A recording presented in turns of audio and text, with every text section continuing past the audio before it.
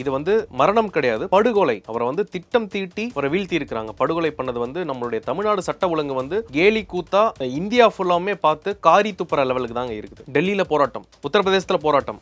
ஒரு உத்தரப்பிரதேச முன்னாள் முதலமைச்சர் மாயாவதி அவர்கள் தமிழ்நாட்டுக்கு வந்து இங்க சட்ட ஒழுங்கே சரியில்லை, இங்க வந்து ஒரு தேசிய கட்சியினுடைய ஒரு மாநில தலைவருக்கே பாதுகாப்பு இல்ல, தலித் மக்களுக்கு பாதுகாப்பு இல்ல அப்படின்னா எந்த லெவலுக்கு ஒரு சாமானியனுக்கு வந்து இங்க பாதுகாப்பு இருக்குன்னு அவங்களே வந்து ஒரு ஒரு ஒரு கிட்டத்தட்ட மூஞ்சில கறி பூசுற மாதிரி சொல்லிட்டு போயிருக்கிறாங்க. திருமாவளவன் அவர்கள், விடுதலை சிறுத்தை திருமாவளவன் அவர்கள் சொல்றது வந்து மிக மிக ஒரு நாடகம். திமுக கூட்டணியில் இருக்கின்ற ஒரே காரணத்துக்காக திமுக பண்ற எல்லா விஷயத்தையுமே திருமாவளவன் வந்து கண் பொத்தி வாய் பொத்தி காது பொத்தி அமைதியாக தான் வேடிக்கை பார்த்துட்டு இருக்கிறாரு. இன்னைக்கு இவ்வளவு ஒரு எதிர்ப்பு வருது. பகுஜன் சமாஜ் கட்சி தலைவருக்கே இந்த நிலைமை வந்திருக்குன்னா தலித் மக்களுக்கு என்ன பாதுகாப்பு இருக்குது? ஓசி பஸ் சொன்னதாகட்டும், அதே போன்ற ஒரு அமைச்சர் அவர் இலாக்காவே மாத்திட்டாங்க, சாதியின் பெயரால் ஒரு விஏஓவை திட்டி விட்டார்கள் சொல்லிட்டு அவருக்கும் இலாக்கா மாற்றப்பட்டது. இதை விட இன்னொரு ஒரு அமைச்சர் ஒரு தாழ்த்தப்பட்ட பெண்மணியை மனு கொடுக்க வந்து தலையிலே அடிக்கிறாங்க, சாதியின் பெயரை சொல்லி திட்டுறது. இது சமூக நீதி அரசியலா? நாம் தமிழர் கட்சியானது 2027 ரெண்டா பிளக்கிறதுக்கும் வாய்ப்புகள் இருக்கு. ஒன்னு திமுக ஃபேக்ஷன் கூட போகும், ஒன்னு அண்ணா திமுக ஃபேக்ஷன் கூட போகும் போட சந்தேகங்களும் ஒரு சூழ்நிலைகளும் ஏற்பட்டிருக்குது. ரொம்ப ரொம்ப வெக்கப்படணும். ரவிச்சந்திர அஸ்வினும் நடராஜன் சேலத்துக்காரன்னு நினைக்கிறேன், இவங்க ரெண்டு பேரும் வந்து வெக்கப்படணும். இந்திய கண்டிப்பா கத்துக்கணும்னு சொல்றது வந்து தவறு. இந்திய கத்துக்கணுங்க அப்படின்னு சொல்றது கூட ஓகே, இந்திய கண்டிப்பா கத்துக்கணும்னு சொல்றதுக்கு இவர்களுக்கு தகுதி கிடையாது. இப்போ ரவிச்சந்திரன் அஸ்வினும் நடராஜனும் நீங்க டெல்லியில போய் கிரிக்கெட் விளையாடுறீங்க, பிசிசிஐ கீழே இருந்தாலும் நீ வேணா இந்தி கத்துக்கியா, என்ன கத்துக்க சொல்றதுக்கு நீ யாரியா?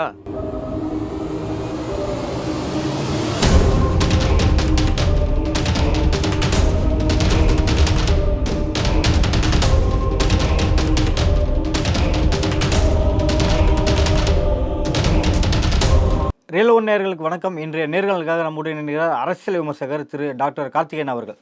வணக்கம் சார். வணக்கம் ஹரி சார். வணக்கம். ஆம்ஸ்ட்ராங் படுகொலையை சிபிஐ தான் விசாரிக்க வேண்டும் அப்படின்னு பாஜக சொல்றதுல ஏதோ ஒரு விஷயம் இருக்கு, பாஜகவுக்கும் இந்த கொலைக்கும் ஒரு தொடர்பு இருக்கு அப்படின்னு சொல்லிட்டு தொல் திருமாவளவன் சொல்லியிருக்காரு. இது மட்டும் இல்லாம திமுகவுக்கும் விசிகாவுக்கும் ஒரு முரணை ஏற்படுத்த பல பேர் முயற்சி செய்கிறார்கள் அப்படின்னு சொல்லியிருக்காரு. இது எப்படி பாக்குறீங்க? முதல்ல நம்மளுடைய பகுஜன் சமாஜ் கட்சியினுடைய மாநில தலைவர் ஆம்ஸ்ட்ராங் அண்ணன் அவர்கள் வந்து இறப்புக்கு வந்து ஒரு மிகுந்த ஆழ்ந்த வருத்தங்கள், அவங்க குடும்பத்துக்கான ஒரு ஒரு நம்ம சப்போர்ட்டும் கொடுக்கணும். அதாவது பிஎஸ்பியினுடைய லீடர் ஆம்ஸ்ட்ராங் அவர்கள் வந்து ஒரு உண்மையான ஒரு களப்போராளி, ஒரு புரட்சிவாதி தான். இவர் வந்து நம்ம பூவை மூர்த்தியாரனோட ஒரு ஒரு பட்டறை, இந்த அம்பேத்கரிசம்லேருந்து வந்த ஒரு நல்ல மனிதர். நான் கேள்விப்பட்ட வரைக்கும் எங்களுடைய டாக்டர்ஸுமே ஒரு சில பேர் அந்த வட சென்னையில் இருக்கிற பெரம்பூரில் இருக்கிறவங்களுமே அவரை பற்றி நல்ல விதமாக நிறைய விஷயங்கள், ஏழை மக்களுக்கு ஹெல்ப் பண்ணுறதாகட்டும், ஒடுக்கப்பட்ட நசுக்கப்பட்ட மக்களுடைய ஒரு பிரச்சனைக்கு ஒரு முன்கள பணியாளராக ஒரு ஃப்ரண்ட்டில் நின்று போராடக்கூடிய ஒரு பெரிய போராளி தான். அவர் இறப்பு ரொம்ப மன வருத்தம் அளிக்குது. ரெண்டாவது, அவருடைய படுகொலை, இது வந்து மரணம் கிடையாது, படுகொலை. அவரை வந்து திட்டம் தீட்டி அவரை வீழ்த்தி இருக்கிறாங்க. படுகொலை பண்ணது வந்து நம்மளுடைய தமிழ்நாடு சட்ட ஒழுங்கு வந்து கேலி கூத்தா இந்தியா ஃபுல்லாமே பார்த்து காரி துப்புற லெவலுக்கு தாங்க இருக்குது. டெல்லியில் போராட்டம், உத்தரப்பிரதேசத்தில் போராட்டம். ஒரு உத்தரப்பிரதேச முன்னாள் முதலமைச்சர் மாயாவதி அவர்கள் தமிழ்நாட்டுக்கு வந்து இங்கே சட்ட ஒழுங்கே சரியில்லை, இங்கே வந்து ஒரு தேசிய கட்சியினுடைய ஒரு மாநில தலைவருக்கே பாதுகாப்பு இல்லை, தலித் மக்களுக்கு பாதுகாப்பு இல்லை அப்படின்னா எந்த லெவலுக்கு ஒரு சாமானியனுக்கு வந்து இங்கே பாதுகாப்பு இருக்குன்னு அவங்களே வந்து ஒரு ஒரு ஒரு கிட்டத்தட்ட மூஞ்சில கறி பூசுற மாதிரி சொல்லிட்டு போயிருக்கிறாங்க. அதே நேரத்தில் இந்த கொலை, இந்த இந்த படுகொலைக்கு அப்புறமா நடந்த சீக்வன்ஸ் ஆஃப் ஈவெண்ட்ஸ் நீங்கள் பார்த்தீங்கன்னாலே இது ஒரு திட்டம் தீட்டப்பட்ட ஒரு செயல்ன்றது நம்மளுக்கு நல்லா தெரியுது. ரெண்டாவது, அவர் இறந்த ஒரு சில மணி துளிகளிலே வந்து சரண்டர் ஆகிட்டாங்க. இது வந்து அரசியல் பின்புலம் எதுவும் இல்லைன்னு சொல்றது வந்து சந்தேகத்தையும் புருவத்தையும் மக்கள் மத்தியில் ஒரு ஒரு ஒரு விஷயத்தை ஏற்படுத்துது. அதையும் தாண்டி நம்மளுடைய புரட்சி பாரதம் கட்சியினுடைய இப்ப தலைவர் ஜெகன்மூர்த்தியாருமே வந்து இது வந்து ஒரு திட்டம் தீட்டப்பட்ட கொலை, இது வந்து சரணடைந்தவங்க வந்து உண்மையான குற்றவாளிகள் கிடையாது அப்படின்னு சொல்லி நம்ம புரட்சி பாரதத்தினுடைய தலைவர் கேவி குப்பம் எம்எல்ஏ ஜெகன்மூர்த்தி அவர்களுமே இதை வந்து கேள்வி எழுப்பியிருக்கிறாங்க. அனைத்து தலித் தாழ்த்தப்பட்ட மக்களுடைய அவங்களுடைய பிரதிநிதிகள், லீடர்ஸ் எல்லாருமே இதை வந்து கேள்வி எழுப்பியிருக்கிறாங்க. திருமாவளவன் அவர்கள், விடுதலை சிறுத்தை திருமாவளவன் அவர்கள் சொல்றது வந்து மிக மிக ஒரு நாடகம். திமுக கூட்டணியில் இருக்கின்ற ஒரே காரணத்துக்காக திமுக பண்ற எல்லா விஷயத்தையுமே திருமாவளவன் வந்து கண் பொத்தி வாய் பொத்தி காது பொத்தி அமைதியாக தான் வேடிக்கை பார்த்துட்டு இருக்கிறாரு. இன்னைக்கு இவ்வளோ ஒரு எதிர்ப்பு வருது. தலித் மக்களுடைய ஒரு ரஞ்சித் இயக்குனர் அவருமே வந்து சட்ட ஒழுங்கை பற்றி சந்தி சிரிக்குது, கேலி கூத்தா இருக்குதுன்னா அவரே வந்து அவருடைய ஒரு ஒரு அப்செட்டை வந்து எக்ஸ்பிரஸ் பண்ணதுக்கு அப்புறமா, நேற்று முந்தினத்தை ட்வீட் போட்டதுக்கு அப்புறமா சமூக வலைதளங்கள் ஃபுல்லாமே இதை பற்றி பேசுறதுக்கு அப்புறமா இன்னைக்கு வந்து ஒரு கண் துடைப்புக்காக வந்து ஒரு பேட்டி கொடுத்ததான் தான் பார்க்கணும். இது வந்து திருமாவளவன் அவர்கள் தான் சார்ந்த மக்களுக்கே வந்து அவர் துரோகத்தை இழைக்கிறார். இதை இப்போ உண்மையான அந்த காலகட்டத்தில் நீங்கள் பார்த்தீங்கன்னா ஒரு 30-35 வருஷத்துக்கு முன்னாடி நம்மளுடைய மெரினா பீச்சில் ஒரு மீட்டிங் போடணும்னா தமிழ்நாட்டில் 3 தலைவர்களால் மட்டும்தாங்க முடியும். ஒன்று புரட்சி தலைவர் எம்ஜிஆர், அடுத்தது நம்மளுடைய கலைஞர் கருணாநிதி, மூன்றாவது பூவை மூர்த்தியாரால் மட்டும்தான் மெரினா பீச்சில் 1 லட்சம் பேரை திரட்டக்கூடிய ஒரு கெப்பாசிட்டி இருக்கிற ஒரு கரிஸ்மேட்டிக் லீடராக இருந்தாங்க. அவர்கள் தான் புரட்சி பாரத கட்சி தான் உண்மையான தலித் மக்களுக்கும் தாழ்த்தப்பட்ட மக்களுடைய பிரச்சனைகளுக்கும் குரல் கொடுத்து எல்லா பிரச்சனையும் போய் நிற்கிறாங்க. இதே திருமாவளவன் அவர்கள் கூட்டணியில் இருக்கிற இந்த திமுகவில் தானே வேங்கை வயல் பிரச்சனை என்னாச்சு? ஒரு தலித் மக்கள் குடிக்கக்கூடிய குடி தண்ணீர்ல மலத்தை கலந்து இன்னையோட 2 வருஷம் ஆகுதுங்க. ஹைகோர்ட் வந்து கேட்டிருக்காங்க, 2 வருஷமா நீங்க என்ன பண்ணிட்டு இருக்கீங்க, ஏன் குற்றவாளியை கண்டுபிடிக்கலாம்? அதற்கு என்ன கண்டனம் தெரிவித்தார் திருமாவளவன் அவர்கள்? திருநெல்வேலியில சின்னதுரன் ஒரு பையன், ஒரு ஸ்கூல் பையனை வந்து ஜாதி வெறி நாட்டமா வீடு பூந்து அடிச்சிருக்காங்க. அதுக்கு என்ன இவர் கண்டனம் தெரிவித்தார்? இப்போ திருநெல்வேலி கவர்மெண்ட் ஸ்கூல்ல இப்போ ஒரு வாரம் 10 நாளைக்கு முன்னாடி அங்கேயுமே இந்த மாதிரியான ஒரு சாதிய வன்கொடுமை நடக்குது. அதுக்கு என்ன இவர் கண்டனம் தெரிவித்தார்? பகுஜன் சமாஜ் கட்சி தலைவருக்கே இந்த நிலைமை வந்திருக்குன்னா தலித் மக்களுக்கு என்ன பாதுகாப்பு இருக்குது? ஓசி பஸ்ன்னு சொன்னதாகட்டும், அதே போன்ற ஒரு அமைச்சர் அவர் இலாக்காவே மாற்றிட்டாங்க, சாதியின் பெயரால் ஒரு விஏஓவை திட்டி விட்டார்கள் சொல்லிட்டு அவருக்கும் இலாக்கா மாற்றப்பட்டது. இதை விட ஒரு அமைச்சர் ஒரு தாழ்த்தப்பட்ட பெண்மணியை மனு கொடுக்க வந்து தலையிலே அடிக்கிறாங்க, சாதியின் பெயரை சொல்லி திட்டுறது. இது சமூக நீதி அரசியலா? இதுதான் திராவிட மாடலா? இதற்குத்தான் திருமாவளவன் துணை போகிறாரா? திமுக கூட்டணியில் இருக்கிற கட்சிகளிலேயே விசிக தான் திமுகவை அதிக தடவை எதிர்த்து கொண்டே இருக்கிறது அப்படின்னு சொல்லியிருக்காரு. அதாவது எதிர்க்கிறேன் அப்படின்ற ஒரு வார்த்தையை மட்டும் பயன்படுத்திட்டு இந்த வாழைப்பழத்தில் ஊசி ஏற்றுவாங்க இல்லையா, அந்த மாதிரி வந்து நான் அடிக்கிற மாதிரி அடிக்கிறேன், நீ அழுகிற மாதிரி அழு, நானும் வந்து பிரச்சனை பண்ணுற மாதிரி பண்ணுறேன், இப்படி தான் இருக்குதே கண்டி ஒரு முறையான ஒரு போராட்டமோ ஒரு எதிர்ப்போ இவங்க கண்டனமோ தெரிவிக்கல. இன்னைக்கு எப்படி வந்து ஒரு சட்ட ஒழுங்கு ஒரு பிரச்சனைகள் வந்து கஞ்சா அதிகமான பிரச்சனைகள் போயிட்டுருக்கு, கொலை வெட்டு குத்து எவ்வளோ பிரச்சனைகள் போயிட்டுருக்கு, கள்ளச்சாராய பிரச்சனை எண்ணிலடங்காத பிரச்சனை. இந்த கள்ளச்சாராயம் கள்ளக்குறிச்சி 60 பேர் இறந்தும் கூட இன்னும் ஒரு 6-7 பேர் கள்ளச்சாரான்னு சொல்லி ஹாஸ்பிட்டல் அட்மிட் ஆனது நம்ம பார்த்தோம் விழுப்புரத்தில். இதே போன்று இப்போ மெத்தாம்ஃபிட்டமின் அவங்களுடைய கட்சிக்காரரே ஒருத்தர் வந்து மெத்தாம்ஃபிட்டமின் வச்சிருந்தாருன்னு சொல்லி அந்த பிரச்சனை ஓடிட்டு இருக்கு. இதற்கு மேலே ஒரு தனி மனிதனுக்கு பாதுகாப்பு இல்லாத ஒரு சூழ்நிலை தான் இன்னைக்கு போயிட்டு இருக்குதுங்க. ஜாபர் சாதிக்கு சிறப்பு நீதிமன்றம் ஜாமீன் வழங்கியிருக்காங்க, இது எப்படி பார்க்குறீங்க சார்? ஜாஃபர் சாதிக் சென்னை மாவட்டத்தினுடைய அயலக பிரிவினுடைய ஒரு செயலாளரோ தலைவரோ திமுக கட்சியில் அவர் வந்து இந்த மெத்தாம்ஃபிட்டமின் கிட்டத்தட்ட ஒரு 3500 கிலோ ஆஸ்திரேலியா நியூசிலாந்து கடத்தப்பட்டதாக மத்திய நேஷனல் நார்காட்டிக்ஸ் பியூரோ தேசிய போதை தடுப்பு தகவல் தெரிந்து ஆஸ்திரேலியா நியூசிலாந்து தகவல் கொடுத்து நம்மளுடைய டெல்லியிலிருந்து வந்து அவர் அரெஸ்ட் பண்ணி கூட்டிகிட்டு போனாங்க. கிட்டத்தட்ட ஒரு 6 மாத காலம் அவர் சிறையில் இருந்திருக்காருன்னு நினைக்கிறேன். அவருக்கு கூட சம்மந்தப்பட்ட ஒரு சில இயக்குநர்கள் இருக்காங்கன்னு நம்ம கேள்விப்பட்டோம். இன்று டெல்லி சிறப்பு நீதிமன்றம் பாட்டியாலா ஹவுஸ் கோர்ட் வந்து அவரை இந்த போதை மருந்து இந்த கேஸ்ல இருந்து மட்டும் அவருக்கு கண்டிஷனல் பெயில் கொடுத்துருக்காங்க. ஆனால் அவர் இன்னும் போலீஸ் கஸ்டடியில் நம்மளுடைய அமலாக்க பிரிவு மூலமா இந்த PML act, prevention of money laundering ஆக்ட்ல இந்த மணி டிரான்ஸ்ஃபர், அதாவது பண பரிமாற்றத்தின் மூலமா இன்னும் அவர் கஸ்டடியில் தான் இருக்கிற, இன்னும் வெளியே வரல. இந்த பெயில் அவருக்கு கொடுத்ததே மிகவும் அதிர்ச்சி அளிக்கிறது. ஒரு போதை தடுப்பு பிரச்சனைன்றது வந்து ஒரு பெரிய ஒரு தேசிய பிரச்சனை, சமுதாய பிரச்சனை, நாட்டினுடைய பாதுகாப்பு பிரச்சனை. அவருக்கு பெயில் கொடுத்தது வந்து ஒரு ஏற்புடையதாக இல்லை.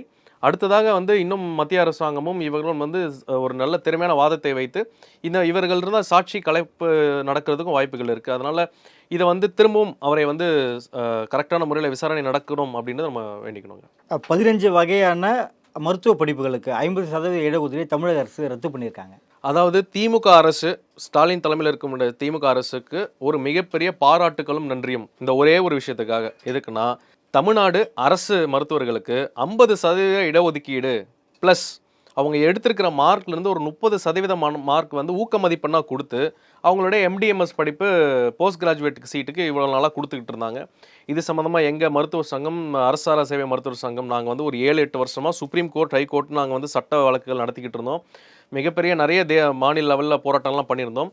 இப்பொழுது தான் அரசாங்கத்துக்கு புரிந்திருக்கிறது இது தேவையற்றது, இதனால் வந்து வேலை காலி பணியிடங்கள் இல்லை, இதனால் வந்து மெரிட்டில் இருக்கும் மாணவர்களுக்கு பாதிப்படைன்னு சொல்லி இப்போ அது வந்து ஒரு 15 டிபார்ட்மெண்ட் MDMS கோர்ஸ், ஒரு 15 கோர்ஸுக்கு வந்து தற்காலிகமாக அந்த இடஒதுக்கீடை ரத்து பண்ணியிருக்கிறாங்க. நாங்கள் திமுக அரசாங்கத்துக்கு நன்றியும் பாராட்டுகளும் தெரிவித்துக் கொள்கிறோம். இன்னும் கண்டிப்பாக அரசு மருத்துவர்களுக்கான இடஒதுக்கீடே எடுத்துடணும். ஒன்று இடஒதுக்கீடு இருக்கணும், இல்லை உங்களுக்கு இன்சென்டிவ் மார்க்னு சொல்லப்படுற ஊக்க மதிப்பெண் கொடுக்கணும். ரெண்டுமே சேர்ந்து கொடுக்கும்போது என்ன ஆகுதுன்னா, டைரெக்டாக இந்த தேர்வை எழுதி வரக்கூடிய ஜென்ரல் கேட்டகரின்னா ஃபார்வர்ட் கம்யூனிட்டின்னு கிடையாது, பிசியில் இருக்கிறவங்களும் எஸ்சி எஸ்டியில் இருக்கிறவங்களும் ஓபிசியில் இருக்கிறவங்களுமே கூட டைரெக்டாக அவங்க எக்ஸாம் எழுதி வர்ற அந்த அவங்களுக்கான வாய்ப்புகள் பறிப்போகுது. இதை வந்து இன்னும் இந்த ரிசர்வேஷனே வந்து எடுக்கணும். இதை வந்து அடுத்த ஒரு கோரிக்கையாகவே நம்ம வந்து திமுக அரசாங்கத்துக்கு கொடுக்கலாம். ஆனால் இந்த விவகாரத்துக்கு வந்து கண்டனம் தெரிவிச்சிருக்கார் இபிஎஸ். எடப்பாடி பழனிசாமிக்கு இது என்னன்னே தெரியாதுங்க. முதல்ல ஒரு அரசு டாக்டருக்கு இடஒதுக்கீடு, அதாவது ஒரு சலுகை தான் நீங்கள் கொடுக்க முடியும். ஒரு அரசு டாக்டர் 2 வருஷம் கிராமத்தில் வேலை பார்த்துட்டாருன்றதுக்காக ஏற்கனவே இருக்கிற ஒரு 1500 சீட் இருக்குதுன்னா அதில் 50% 750 சீட்டையும் கொடுத்துட்றாங்க. மிச்சம் இருக்கிற 750 ஓப்பன் கேட்டகரிக்கு அவங்க வருவாங்க. எப்படி வருவாங்க? அவன் 500 மார்க் வாங்கியிருந்தானா 150 மார்க் எக்ஸ்ட்ரா 30% இன்சென்டிவோட வரும்போது மிச்சம் இருக்கிற 750 700 சீட் எடுத்துடுறாங்க. ஆக மொத்தம் என்ன ஆகுதுன்னா 1500 சீட்டில் 1450 சீட் அரசு மருத்துவர்கள் எடுத்துடுறாங்க. முதல் விஷயம். ரெண்டாவது, அவங்க படிக்கும்போது அவங்களுக்கு சம்பளம் கொடுக்குறாங்க. வேலையை பார்க்கும்போதும் சம்பளம், படிக்கும்போதும் சம்பளம். சம்பளத்தையும் வாங்கி கொண்டு அரசில் அவங்க ரிட்டையர் ஆகிற வரைக்கும் வேலை செய்யணும். ஆனால் எத்தனை பேர் வேலை செய்கிறாங்க பார்த்தீங்கன்னா பாதிக்கு பாதி எல்லாம் வந்து அப்ஸ்காண்ட் ஆகி போயிடுறாங்க. சரியான முறையில் அவங்க வேலைக்கு அவங்க பாண்டு கம்ப்ளீட் பண்ணலன்னு ஹெல்த் செக்ரட்டரி ஒரு சர்க்குலர் போட்டிருக்காருங்க. ஸோ இங்கே எங்கே சமூக நீதி இருக்குது, இங்கே எங்கே சமத்துவம் இருக்குது, இங்கே எங்கே ஈக்குவல் ரைட்ஸ் இருக்குது? ஒரு போட்டி என்றால் உங்களுக்கும் பாதி இருக்கணும், டைரக்டாக வரவங்களுக்கும் பாதி இருக்கணும், சர்வீஸ் கேண்டிடேட்டுக்கும் சமமான இடங்கள் கொடுக்கணும். அதுக்கு எதிரானவர்கள் நாங்கள் கிடையாது. அதே போன்று தேர்வு எழுதி வர ஓப்பன் கேட்டகரி மாணவர்கள் அவங்களுக்கும் டைரக்டாக எக்ஸாம் எழுதி அரசு வேலை இல்லாமல் தான் நிறைய பேர் வெளில கஷ்டப்பட்டுட்டு இருக்கிறாங்க. ஒன்றும் நீங்கள் அரசு வேலையும் நீங்கள் கொடுக்க மாட்டீங்க. 10 வருஷத்துக்கு ஒரு வாட்டி தான் நீங்கள் கவர்மெண்ட் டாக்டர் வேலைக்கும் நீங்கள் தேர்வு வைப்பீங்க. அவனா டைரெக்டாக படித்து ஒரு எக்ஸாம் எழுதாலும் அதுக்கு விட மாட்டாங்க. ஸோ சமமான வாய்ப்பு வழங்கணும்னு தான் ஒரு வேண்டுகோள். சமூக நீதி இதுலையாவது அவங்க கொஞ்சம் மெயின்டைன் பண்ணுறாங்க. அதிமுகவோடு 2026 நாம் தமிழர் கட்சி கூட்டணி வைக்கணும் அப்படின்னு சொல்லிட்டு அதிமுக பல பேர் வந்து இபிஎஸ் கிட்ட நீங்கள் சொல்லியிருக்காங்க. இது எப்படி பார்க்குறது? இந்த சேர்றதுக்கு வாய்ப்பு இருக்கா, இல்லை இது அவங்களோட தனிப்பட்ட விருப்பமா? நாம் தமிழர் கட்சி என்றைக்குமே வந்து ஏடிஎம்கேவோட பி டீமாக தான் செயல்பட்டு இருக்குதுங்க. இப்போன்னு இல்லை, இது ஒரு 3-4 எலெக்ஷனாகவே இப்படி தான் நடந்துட்டு இருக்கு. ஜெயலலிதா அம்மா பீரியடில் இருந்த மாதிரி திமுக அரசாங்கம் வந்து இப்போ வந்து ஒரு மிகப்பெரிய ஒரு அசுர பலமாகவும் இருக்கிறாங்க. பல்வேறுபட்ட கட்சி கூட்டணியில் இருக்கிறாங்க. அந்த கூட்டணி கட்சிகள் எல்லாமே கிரவுண்ட் லெவலில் வந்து நல்ல ஜெல் ஆயிட்டாங்க.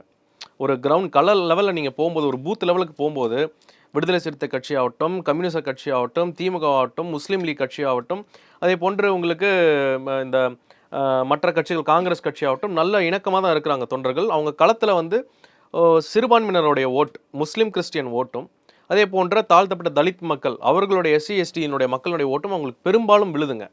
அதனால் அவங்க பலமாக தான் இருக்கிறாங்க. திமுகவை 26 வீழ்த்த வேண்டும் என்றால் அனைவரும் ஒன்று கூட வேண்டும். அண்ணா திமுகவும் நாம் தமிழர் மட்டும் கிடையாது, பிஜேபி, ஏடிஎம்கே, பாமக, நாம் தமிழர் கட்சி எல்லாரும் ஒன்று சேர்ந்தால் மட்டும்தான் 26 ஒரு போட்டியாவது கொடுக்க முடியும். இல்லை என்றால் எதிரிகள் பிரிந்து விட்டால் திமுக நிச்சயமாக 200க்கு மேலே சீட்டு வாங்கி ஜெயிப்பாங்க. எப்படி இப்போ 40 வாங்கினாங்களோ அந்த மாதிரி வாங்குவாங்க. எதிரிகள் அனைவருமே டெபாசிட் இழக்கப்படுவார்கள். இல்லை, சீமானோட ஸ்டாண்டே வேறு தான், தனித்து தான் நிற்கணும் திராவிட கட்சியில் எதிர்க்கிட்டு 2020 மட்டும் மாறுவாரா? கண்டிப்பாக மாற வேண்டிய சூழ்நிலை அவருக்கு வரும். ஏன்னா அவரை இயக்கக்கூடிய அவருடைய எஜமானர்கள், அவருக்கு மேலே யார் அவர் பதில் சொல்ல வேண்டிய ஒரு எக்ஸிக்யூட்டிவ் இருக்கிறாங்களோ கண்டிப்பாக சீமான் அவர்கள் 26 கூட்டணிக்கு போய் தான் ஆவார். அது ஏற்கனவே நிச்சயம் பண்ணப்பட்டு இருக்கிறது, உறுதிப்படுத்தப்படுது. ஆல்ரெடி அவர் தான் விஜய் கூட நான் கூட்டணி போவேன், ஈசிஆர்லேயோ ஓஎம்ஆர்லேயோ விஜயம் தமிழக வெற்றி கட்சி, வெற்றி கழகம், இக்கி இல்லாத கட்சி, அந்த கட்சியினுடைய தலைவரும் இவரும் ஒன்றாக காரில் வலம் வந்து எத்தனை தொகுதிகள் நாங்கள் 1/3 நிற்கிறோம், நாங்கள் 2/3 நிற்கிறோம்லாம் பேசி கொண்டிருக்கிறார்கள். கண்டிப்பாக வந்து இவருடைய எஜமானர்கள் வந்து அவரை கூட்டணியில் இழுப்பார்கள் தான் நான் நினைக்கிறேன். அதையும் தாண்டி இப்போ சாட்டை துரைமுருகன் அவர்களை வைத்து நாம் தமிழர் கட்சியை 2ஆக பிரிப்பதற்கான வேலையும் நடந்துகிட்டு இருக்குதுங்க. எதை வச்சு இது சொல்றீங்க? சாட்டை துரைமுருகன் அவர்கள் வந்து திமுகவின் ஒரு சாயலாகவும் திமுகவினுடைய பின்புலத்திலிருந்து திமுக இவர் பின்புலத்திலிருந்து செயல்படுவதாக ஒரு சில நியூஸ் நம்மளுடைய சமூக வலைத்தளங்களையும் நம்மளுடைய பத்திரிகை வட்டாரத்திலையும் அது வந்துகிட்டு இருக்கு. அதனால தான் ஒரு பேரை போட்ட கேஸையுமே வந்து ரிமாண்ட் கூட பண்ணாமல் வெளியில் வந்துட்டாங்க. ஏன் சீமான் அரெஸ்ட் பண்ணிக்கணும்ல? சீமான் அரெஸ்ட் பண்ணுறதை விட இவர் அரெஸ்ட் பண்ணால் இவருக்கு ஒரு ஃபேன் ஃபாலோயிங். ஆல்ரெடி சாட்டை திருமுருகன் நாம் தமிழர் சீமானை விட பெரிய ஆள் தாங்க. அவருக்கு அவ்வளோ ஃபாலோவர்ஸ் இருக்கிறாங்க, அவ்வளோ லட்சம். நாம் தமிழர் கட்சியிலே இன்னைக்கு வந்து சாட்டை திருமுருகன் ஒரு தனியாக ஒரு டீமே இருக்குதுங்க. ஸோ நாம் தமிழர் கட்சியானது 2027 2ஆக பிளக்கிறதுக்கும் வாய்ப்புகள் இருக்குது. ஒன்று திமுக ஃபேக்ஷன் கூட போகும், ஒன்று அண்ணா திமுக ஃபேக்ஷன் கூட போகும்போட சந்தேகங்களும் ஒரு சூழ்நிலைகளும் ஏற்பட்டிருக்குது. கூடிய சீக்கிரமே வந்து இதற்கான விடைகள் தெரியும். தமிழக கிரிக்கெட் வீரர்கள் அஸ்வின், நடராஜன் 2 பேருமே இந்தியே எல்லாரும் கற்றுக்குங்க அப்படின்னு சொல்லியிருக்காங்க. இது எப்படி பார்க்குறீங்க? இது வந்து ரொம்ப ரொம்ப வெக்கப்படணும். ரவிச்சந்திர அஸ்வினும் நடராஜன் சேலத்துக்காரன்னு நினைக்கிறேன், இவங்க 2 பேரும் வந்து வெக்கப்படணும். ஹிந்தியை கண்டிப்பாக கற்றுக்கணும்னு சொல்கிறது வந்து தவறு. ஹிந்தியை கற்றுக்கணுங்க, அப்படின்னு சொல்கிறது கூட ஓகே. இந்தியை கண்டிப்பாக கற்றுக்கணும்னு சொல்கிறதுக்கு இவர்களுக்கு தகுதி கிடையாது. ஜஸ்ட் பிகாஸ் நீ வந்து போயிட்டு இந்தியன் டீமுக்கு போய் நீ வந்து விளையாடுறதுனால நீ வந்து ஹிந்தி கற்றுக்கணும்னு சொல்கிறது வந்து முட்டாள்தனம். ஏன் ஹிந்தி கற்றுக்கணும்? நம்ம ஏன் இங்கிலீஷ் கற்றுக்கணும்? ஏன் தெலுங்கு கற்றுக்கூடாதா, கன்னடம் கற்றுக்கக்கூடாதா, இல்லை மலையாளம் கற்றுக்கூடாதா?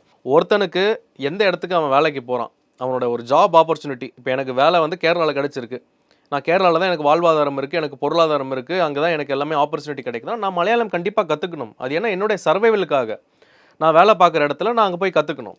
இப்போ நான் வந்து ஒரு உத்தரப்பிரதேஷ்க்கு போகிறேன்னா அங்கே நான் ஹிந்தி கற்றுக்கலாம், தவறு கிடையாது. தமிழ்நாட்டில் இருக்கிற நான் எதுக்கு ஹிந்தி கற்றுக்கணும்? What is Y? ஹிந்தி ஒரு தேசிய லாங்குவேஜும் கிடையாது. ஜஸ்ட் பிகாஸ் எல்லாரும் பேசுகிறாங்கன்றதுக்காக நம்ம கற்றுக்கணும்னு அவசியம் கிடையாது. நம்ம இருக்கும் இடத்தில் நம்மளுக்கு எது வேலைக்கும் லாங்குவேஜ் ஒரு ஒரு மக்களுக்கும் இன்னொரு மக்களுக்கும் தொடர்பு பண்ணுறதுக்கு ஒரு கம்யூனிகேஷனுக்கு மட்டும்தான் நம்மளுக்கு மொழி தேவை. இப்போ நம்ம எத்தனை பேர் வந்து வெளி மாநிலத்துக்கு போய் ஹிந்தி ஹாட்லேண்டில் போய் நம்ம வேலை பார்க்கணும்னு பார்த்தீங்கன்னா ஒரு 10% மக்கள் தான். ஹிந்திக்காரங்க மொத்த பேரும் இங்கே தானே வந்து வேலை பார்த்துட்டு இருக்காங்க. இன்றைக்கி மெட்ரோ கன்ஸ்ட்ரக்ஷன் போய் பாருங்கள், ஹிந்திக்காரங்க மட்டும் தான் மெட்ரோவில் வேலை பார்க்குறாங்க. நீங்கள் இன்றைக்கி ஒரு டீ குடிக்க போங்க, டீ குடிக்க போனாலும் பஜ்ஜி சுட போனாலும் அந்த பஜ்ஜி அந்த டபராவை கழுவுதாரும் ஹிந்திக்காரங்க தான் இருக்கிறாங்க. நீங்கள் இன்றைக்கி வந்து ஒரு செக்யூரிட்டிக்கு போங்க, ஆப்கா நாம் கியா ஹேன்னு கேட்குறான் என்னை பார்த்து. எனக்கு ஆப்கா நாம் கியா ஹே கார்த்திகேன்னு சொல்கிறதுக்கு எனக்கு 10 நிமிஷம் ஆகுது. செக்யூரிட்டியிலேருந்து எல்லாம் ஹிந்திக்காரங்க. பேங்க்குக்கு போங்க, எந்த பேங்க்குக்கு போனாலும் ஹிந்திக்காரங்க தான் அங்கே வந்து பேங்க் ப்ரொஃபஷனல்ஸாக வந்திருக்காங்க. ஏர்போர்ட்டுக்கு போங்க, ஆப்கே கியா ஹே, ஆதார் கார்டு ஹே அப்படின்றான். நீங்கள் ரயில்வே ஸ்டேஷனுக்கு போங்க, அங்கேயும் ஹிந்திக்காரன் தான் இருக்கிறான். ஸோ யார் இங்கே ஹிந்தி கற்றுக்கணும், யார் தமிழ் கற்றுக்கணும் நீங்கள் சொல்லுங்கள். வேலை தேடி அவங்களோட வாழ்வாதாரத்துக்காக அவங்க இங்கே வரும்போது அவர்கள் தான் தமிழ் கற்றுக்கணும். நம்ம வந்து ஹிந்தி கற்றுக்கணும்னு அவசியம் கிடையாது. தமிழ்நாட்டுக்கு வந்திருக்கிறோம், அவன் தான் தமிழ் கற்றுக்கணுமே நம்ம ஹிந்தி கற்றுக்க. இப்போ ரவிச்சந்திரன் அஸ்வினோ நட்ராஜனோ நீங்கள் டெல்லியில் போய் கிரிக்கெட் விளாட்றீங்க, பிசிசிஐ கீழே இருந்தாலும் நீ வேணா ஹிந்தி கற்றுக்கியா? என்ன கற்றுக்க சொல்கிறதுக்கு நீ யாரியா? That is my answer. அப்போ இந்தியாவோட தேசிய மொழி எது சார்? இந்தியாவுக்கு தேசிய மொழின்னு ஒன்று கிடையவே கிடையாது சார். இது வந்து ஒரு தவறான புரிதல் எல்லா மக்களுக்குமே இருக்குது. ஹிந்தின்றது வந்து இந்தியாவில் ஒரு அதிகப்படியான மக்கள் பேசக்கூடிய ஒரு மொழி தான். ஹிந்தி வந்து நம்மளுடைய தேசிய மொழியே கிடையாது. இங்கே வந்து அரசால் ஏற்கப்பட்ட மொழின்னு ஒரு 22 மொழி இருக்குதுங்க. பெருவாரியான மக்கள் பேசுகிற மொழி. இந்தியாவிலே அதிகமான மக்கள் பேசுகிற மொழி முதல்ல ஹிந்தி, 2வது வந்து தெலுங்கு, 3வது வந்து தமிழ், 4வது கன்னடம். இந்த மாதிரியான மொழி தான் இருக்குது. இன்னைக்கு இதே ஹிந்தி இருக்கிறதுனால தான் ஒரிசால ஒடியான்ற மொழி அழிந்து விட்டது, மகாராஷ்டிராவில் மராத்தின்ற மொழி அழிஞ்சிருச்சு, குஜராத்தில் குஜராத்தின்ற மொழி அழிஞ்சிருச்சு. ஸோ நம்ம தமிழ்நாடு மட்டும்தான் நம்மளுடைய மொழியை வந்து நம்ம பாதுகாத்துக்கிட்டு வரோம். ஏன்னா நம்ம இவங்களை விட ரொம்ப பழமையானவங்க. அதே நேரத்தில் ஹிந்தி கற்றுக்கணுமான்னு கேட்டால் கண்டிப்பாக கற்றுக்கணும், கட்டாயப்படுத்துறது தவறு. ஹிந்தி நான் கற்றுக்க போகிறேன்னு விருப்பத்தோடு போய் கற்றுக்கிறவங்க தாராளமாக கற்றுக்கொள்ளலாம். அது அவங்களுடைய தனிப்பட்ட தனி மனித உரிமை. நான் இன்னைக்கு டெல்லியில் எனக்கு வேலை கிடைச்சிருக்கு, 10 லட்ச ரூபா மாதம் கிடைக்குது, நான் டெல்லிக்கு போகிறேன்னா நீ கண்டிப்பாக கற்றுக்கணும். நான் தமிழ்நாட்டிலே தான் இருக்கிறேன், நான் இங்கே தான் எனக்கு வேலை வெட்டி இருக்குது, நான் எதுக்கு ஹிந்தி கற்றுக்கணும்? அது என் உரிமை இல்லையா? ஸோ இந்த மாதிரியான ஆரவக்கோளர் அறவேக்காடு செலிபிரிட்டிஸ் அடுத்தவங்களுக்கு அட்வைஸ் பண்ணுறதை விட்டுட்டு அவங்க வேலையை பார்த்தா போதுங்க. நடப்பு அரசியல் வந்து பல்வேறு கருத்துக்களை பிறந்தமைக்கு மிக்க நன்றி சார். Thank you sir.